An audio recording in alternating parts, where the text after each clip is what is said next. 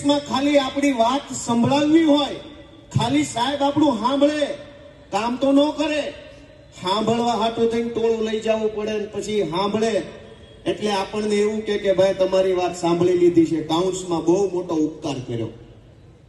મિત્રો કઈ પરિસ્થિતિ છે, હું તમને વારંવાર વિનંતી કરું છું કે અમારી ચિંતા ન કરો. ગોપાલ ઇટાલિયા ઉપર બિલકુલ રહેમ ન કરતા, ગોપાલ ઇટાલિયા ઉપર દયા ન ખાતા, પણ તમારા પોતાના ઉપર, પોતાના બાળકો ઉપર, પોતાની માલ મિલકત ઉપર, અધિકારો ઉપર તો થોડીક દયા ખાજો કે આવી હાલતમાં નથી જીવવાનું, આનાથી ઘણું સારું જીવી શકાય.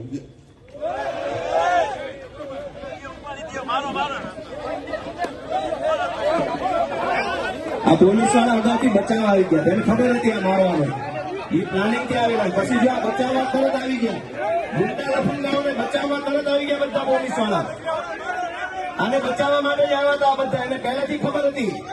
આ બધા એટલે પહેલા આવીને ગોઠવાઈ ગયા હતા.